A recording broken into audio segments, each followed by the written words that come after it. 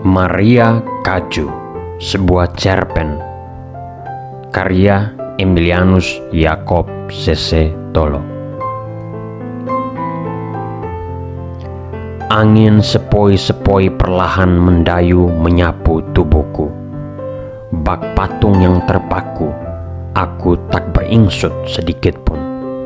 Sebab energi perhatianku hanya tertuju pada nama itu. Itulah nama yang sudah, sedang, dan akan terus ada di dalam dadaku. Dialah biduanitaku. Selama jantungku masih berdetak dan bumi masih berputar pada porosnya, cintaku padanya tak akan pernah sirna. Aku mengenal dia sejak hari pertamaku di SMA. Sejak saat itulah cinta kami tumbuh dan bersemi. Namun, selepas SMA, aku harus meninggalkan kampung menuju Jakarta demi meniti ilmu ekonomi di salah satu universitas swasta.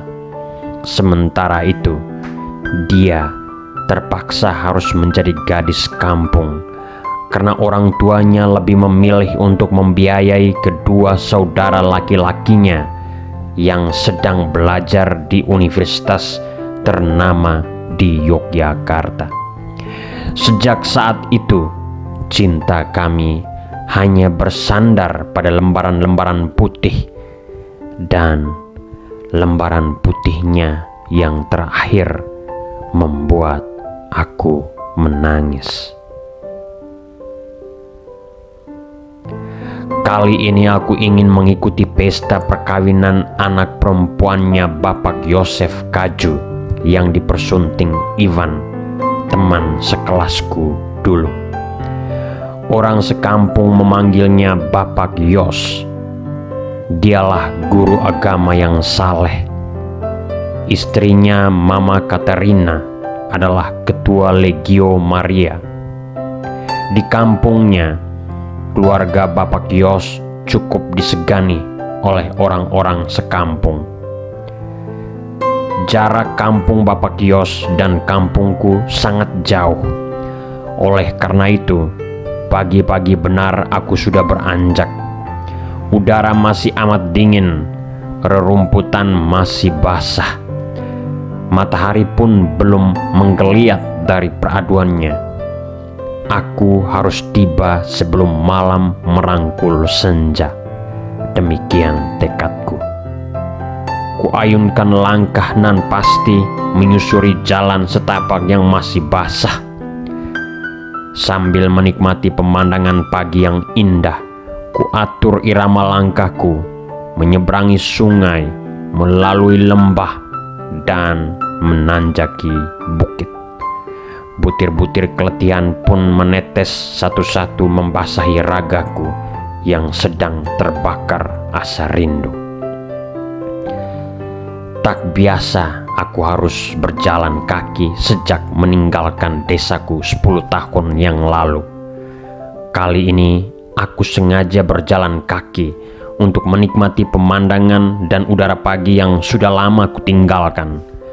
Namun, saat ini pemandangannya sudah sungguh berubah.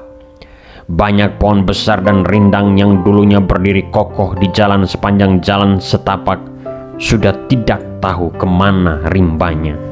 Semuanya telah lenyap. Demikian pun dengan burung-burung yang bertengger, berterbang, dan mencecit dari satu pohon ke pohon yang lain sudah tidak tampak lagi. Syukur air kali masih tetap mengalir, namun debitnya semakin berkurang. Entah bagaimanakah rupa perempuan itu sekarang? Tanyaku dalam hati. Ngawur aku. Dia sudah jadi milik orang lain. Dia bukan jodohku. Dia bukan takdirku. Aku harus menerima kenyataan ini. Batinku. Kupercepatkan irama langkahku sebab aku ingin lekas tiba di kampung yang kutuju. Aku ingin segera membunuh rasa rinduku dengan memeluk dia, mantan kekasihku. Bukan cuman dia, aku sudah rindu pada orang tuanya yang sangat menyayangiku. Bagaimanakah mereka sekarang? Sudah tuakah mereka? Masih kuatkah mereka? Aku rindu pada mereka semua. Tak terasa matahari akan segera beristirahat di peraduannya. Untungnya aku sudah menginjak bibir kampung. Sebentar lagi aku tiba. Aku memperlambat langkahku karena ingin menikmati suasana baru di kampung mantan kekasihku. Tetapi kurasa tidak banyak yang berubah. Rumah-rumah penduduk masih seperti yang dulu. Orang-orang masih hidup apa adanya. Kulihat para gadis dan ibu rumah tangga masih berjalan berjejer menjunjung ember air dari kali. Dari balik jendela rumah, tampak anak-anak sibuk menyalakan pelita. Kelihatannya semuanya tak berubah. Kemanakah dana pembangunan selama 10 tahun itu? Apakah pemerintah buta akan kebutuhan masyarakat di kampung ini? Aneh memang negara ini. Puluhan tahun program pembangunannya tak membuahkan hasil sedikit pun. Omelku dalam hati. Namun aku sangat terkejut melihat sebuah bangunan gereja megah yang berdiri tegak telak di jantung kampung itu. Tak bisa kubayangkan antusiasme masyarakat di sini membangun gereja semegah ini yang menurutku menelan dana miliaran rupiah. Dari manakah dana miliaran rupiah itu? Luar biasa. Setelah sekian lama sejak aku pergi, hanya bangunan gereja yang berubah. Kemiskinan dan keterbelakangan masih sama seperti dulu. Mengapa terjadi seperti ini? Aku tak tahu. Gereja itu tampak indah. Dindingnya yang bercat putih bersih dengan jendela kaca berwarna-warni. Di depannya berdiri sebuah patung Yesus berukuran tubuh orang dewasa, berdiri kokoh dengan tangan kiri menunjuk hati dan tangan kanan seolah memberkati semua orang yang menghadapnya. Di depan patung itu terbentang taman bunga yang indah, dihiasi dengan lampu-lampu taman yang berwarna-warni. Di samping kiri gereja itu berdiri sebuah menara lonceng yang tinggi menjulang. Di gereja inilah Iwan bersamanya dipersatukan Allah hari ini. Tak terasa selubung senja sudah terganti oleh malam. Malam itu bersama Tante Rosa, saudari ayahku, yang sejak dipersunting Om Kanis tinggal di rumah Bapak Yos. Aku berjejer bersama masyarakat kampung lainnya yang ingin mengucapkan selamat. Dari jauh aku melihat dia tampak tersenyum sumringah membalas ucapan selamat. Ketika aku dan dia bersatu dalam pelukan, hatiku bergetar. Ternyata rasa yang dulu belum hilang. Aku lihat Bapak Yos dan Mama Katarina hanya tersenyum melihat kami saling melepas rindu.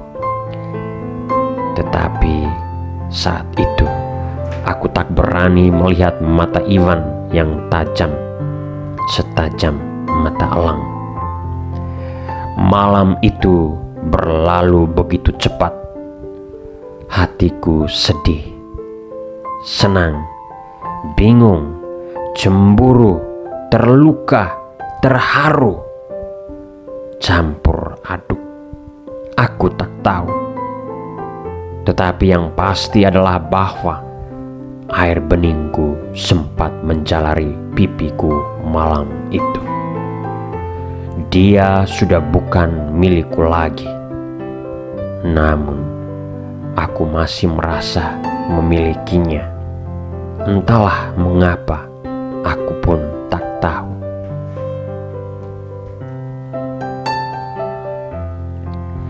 Tujuan aku ke kampung ini adalah untuk menjenguk dia, wanita pujaanku.